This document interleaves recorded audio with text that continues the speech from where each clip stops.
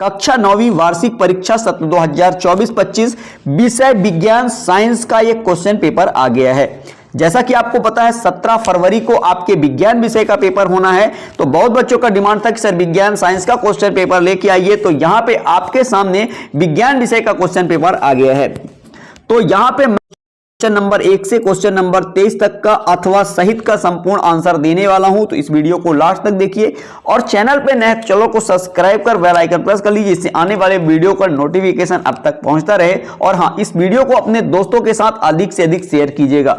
इस question paper को तैयार कर लेते हैं तो आपके एग्जाम में बहुत अच्छे अंक आएंगे, आपका चाहे कोई भी सेट हो। तो चलिए आइए शुरू करते हैं। आपके एग्जाम में टोटल 23 क्वेश्चन पूछे जाएंगे।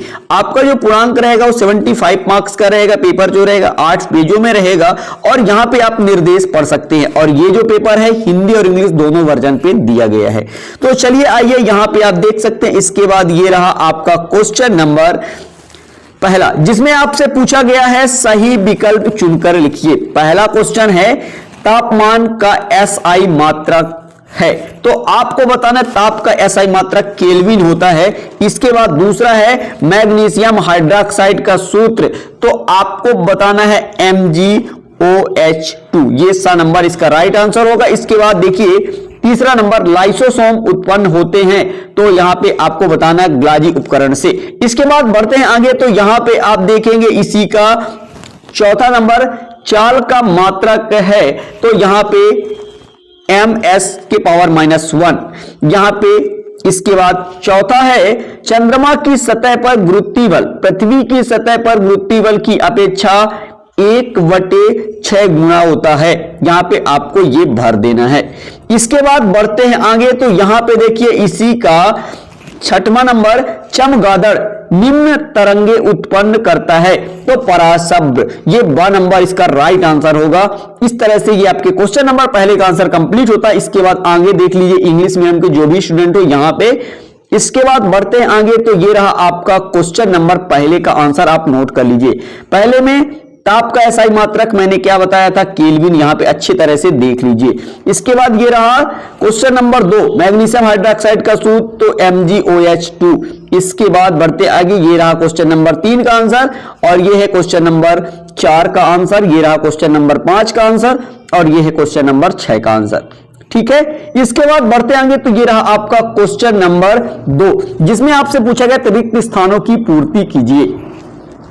नंबर पहला है कोलाइडल विलयन में प्रकाश की किरण का फैलना डैश डैश प्रभाव कहलाता है, तो आपको बताना है टिंडल प्रभाव। आप नोट कर लीजिए क्या है, टिंडल प्रभाव। इसके बाद दूसरा है परमाणुओं के समूह जिन पर नेट आवेश विद्यमान रहते हैं उन्हें डैश डैश आयतन कहते हैं, तो यहां पे आपको लिखना है आयतन। ठीक है, इसके बाद आगे देखिए तीसरा है जेम्स चैडविक ने परमाणु के अंदर डैश डैश की उपस्थिति खोजा, तो यहां पे आपको लिखना है न्यूट्रॉन। क्या लिखना है, न्यूट्रॉन। इस तरह से आपको लिखना है। इसका आंसर मैं अभी आगे आपको दिखाऊंगा। इसके बाद देखिए चौथा, ऐसे जीव जिसकी कोशिकाओं में केंद्रक झिल्ली नहीं होती उन्हें डैश डैश कहते हैं, तो प्रोकैरियोटिस। ठीक है, इसके बाद वेग में परिवर्तन की दर को क्या कहा जाता है, याद रखिएगा त्वरण। इसके बाद पांचवा और इसका आंसर हो जाएगा ध्वनि परावर्तन।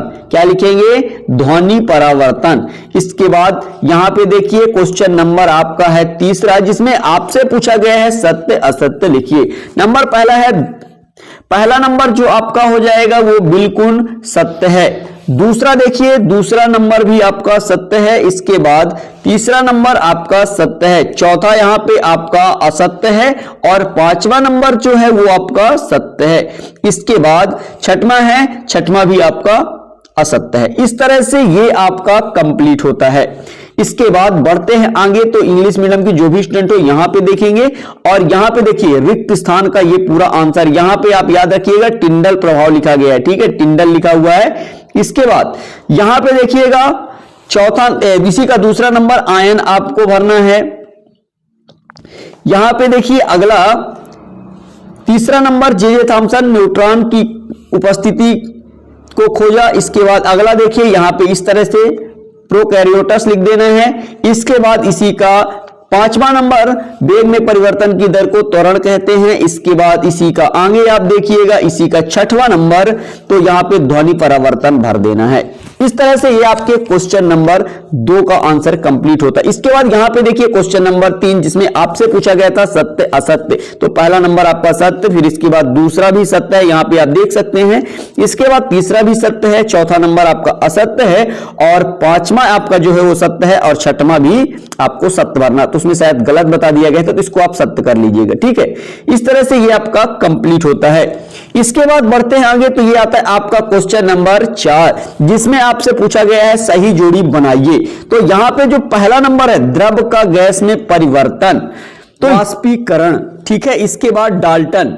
दूसरा नंबर जो आपका हो जाएगा यहां पे परमाणुओं की अविभाज्यता। इसके बाद कालेन काइमा, इसका जो आंसर हो जाएगा, इसका आंसर हो जाएगा पौधों में लचीलापन। इसके बाद न्यूटन, यहां पे न्यूटन का जो आंसर हो जाएगा, बल का एसआई मात्रक न्यूटन होता है। इसके बाद पांचवा है ध्वनि।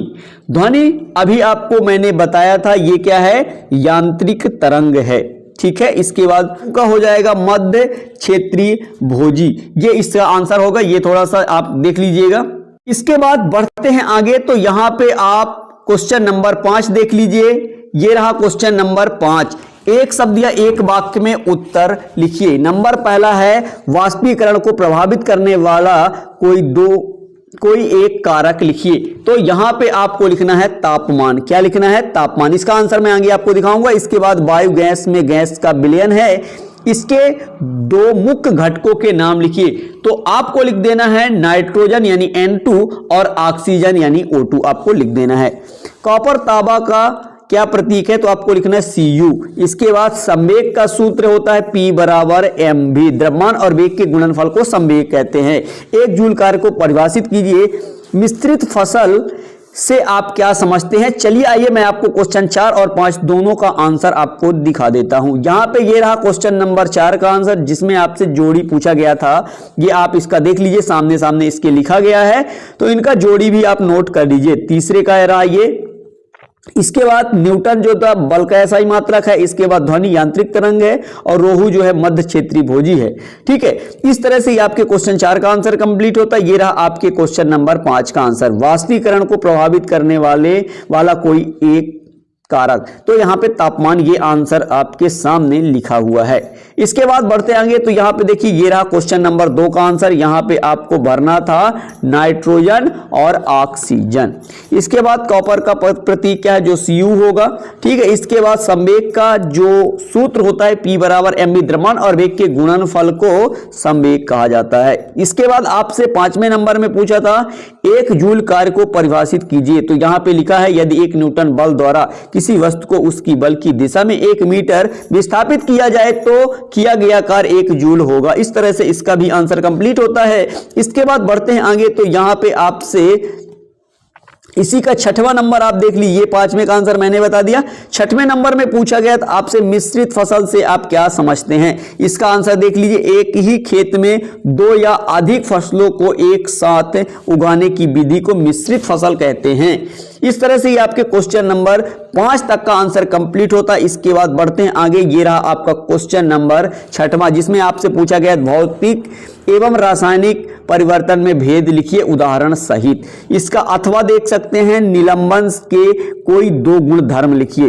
क्वेश्चन नंबर इसी का 7 है, समांगी एवं विषमांगी मिश्रणों में विभेद कीजिए उदाहरण सहित। इन सभी क्वेश्चनों का आंसर मैं आपको 6 से 10 तक का आंसर एक ही साथ दूंगा। यहां पे देखिए मिश्रण और तथा यौगिक में अंतर लिखिए। चलिए आइए अथवा सहित का आंसर यहां पे मिलने वाला स्थिर अनुपात के नियम से आप क्या समझते हैं? ये रहा आपका क्वेश्चन नंबर 8। इसका अथवा है द्रव्यमान संरक्षण का नियम।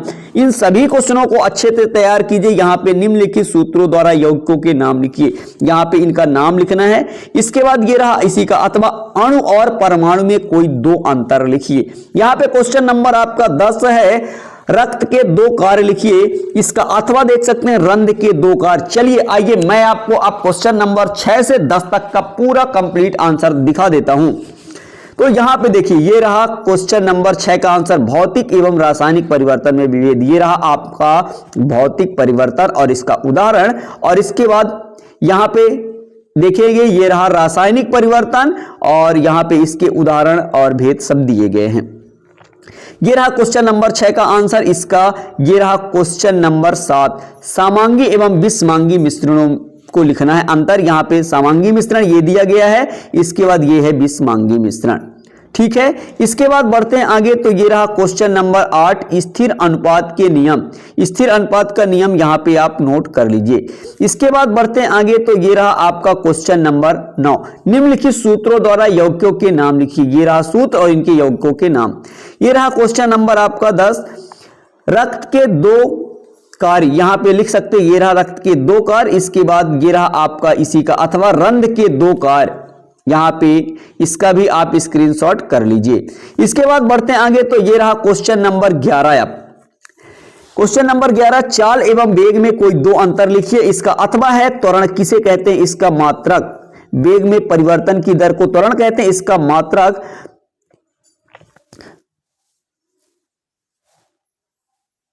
इसके बाद ये रहा आपका क्वेश्चन नंबर 12। यहां पे देख लीजिए क्या पूछा गया था, चाकू या कुल्हाड़ी धारदार क्यों बनाए जाते हैं। इसका अथवा है किस वस्तु के घनत्व से क्या तात्पर्य है। इसका एसआई मात्रक लिखिए। क्वेश्चन नंबर 13, आर्किमिडीज के सिद्धांत के अनुसार 2 अनुप्रयोग लिखिए। इसके बाद इसी का क्वेश्चन अथवा है मुक्त पतन से आप क्या समझते हैं। यह रहा क्वेश्चन नंबर 14, एक विद्युत हीटर ऊष्मक की घोषित शक्ति 1500 वाट है, 10 घंटे में यह कितनी ऊर्जा उपयोग करेगा। यहां पे इसका अथवा है शक्ति या सामर्थ्य को परिभाषित कीजिए। इसका एसआई मात्रक लिखिए, इसका मात्रक लिखिए, ठीक है। क्वेश्चन नंबर 15, किसी वस्तु की गतिज ऊर्जा क्या होती है, सूत्र लिखिए।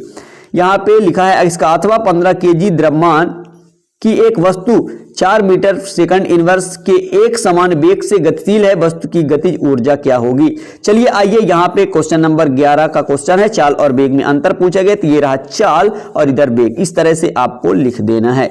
इसके बाद इसी का अथवा है त्वरण, त्वरण की परिभाषा और इसका एसआई मात्रक जो होता है मीटर प्रति सेकंड होता है, ठीक है। इसका आंसर आप नोट कर लीजिए। इसके बाद ये रहा क्वेश्चन नंबर 12, चाकू या कुल्हाड़ी धारदार क्यों होते, तो इसका भी आंसर आप नोट कर लीजिए। इसके बाद इसी का अथवा है घनत्व, घनत्व की परिभाषा और मात्रक यहां पे आप नोट कर लीजिए। इसके बाद आर्किमिडीज के सिद्धांत के 2 अनुप्रयोग यहां पे इस तरह से आपको लिख देना है। इसके बाद इसी का अथवा मुक्त पतन क्या है, तो ये मुक्त पतन की परिभाषा है और यहाँ पे विद्युत ऊर्जा की गणना। इस तरह से आपको शक्ति दिया गया था, समय दिया गया था और ऊर्जा का शक्ति का सूत्र होता है। इसका आंसर आपको इस तरह से नोट कर लेना है। इसके बाद इसी का अथवा है, आप देख लीजिए शक्ति की परिभाषा और इसका मात्रक। शक्ति का जो मात्रक होता है याद रखिएगा वाट होता है, यहां पे दिया हुआ है। इस तरह से ये भी कंप्लीट होता है। इसके बाद बढ़ते हैं आगे, तो गतिज ऊर्जा 15 नंबर है, गतिज ऊर्जा और इसका सूत्र। गतिज ऊर्जा की परिभाषा यहां पे है, ठीक है। इसका सूत्र ये लिखा हुआ है 1/2 mv², ठीक है। इसके बाद बढ़ते हैं आगे, तो इसी का अथवा है, ये रहा आंकिक प्रश्न दिया गया था, इसका आंसर आप इस तरह से नोट कर लीजिए, ठीक है। इसके बाद बढ़ते हैं आगे, तो ये रहा क्वेश्चन नंबर अब 16, पराध्वनि और इसी को कहते हैं पराश्राव्य ध्वनि के कोई 2 अनुप्रयोग लिखिए। इसी का क्वेश्चन अथवा है अनुसरण किसे कहते हैं, अनुरणन किसे कहते हैं, स्पष्ट कीजिए। यहां पे क्वेश्चन 17 है, यहां पे इसका अथवा देख लीजिए, मिश्रित मछली संवर्धन के कोई 2 लाभ लिखिए। क्वेश्चन 18 है, ठोस और द्रव में कोई 3 अंतर उदाहरण सहित लिखिए। इसका अथवा है उबलते हुए जल अथवा भाप में से जलने की तीव्रता किस में अधिक महसूस होती है, क्यों। अपद्रवी जालिका की संरचना को स्पष्ट कीजिए और इसके 2 प्रकार लिखिए। क्वेश्चन नंबर इसी का अथवा यहां पे आप देख सकते हैं, निम्नलिखित कोशिका अंग को के कोई 2 कार्य लिखिए। यहाँ पे माइटोकॉन्ड्रिया, ग्लाजिकाए, लाइसोसोम। चलिए आइए मैं यहाँ पे आपको क्वेश्चन नंबर 16 का आंसर दिखा देता हूँ। ये रहा आपके क्वेश्चन नंबर 16 का पूरा आंसर, इसका आप स्क्रीनशॉट कर लीजिए।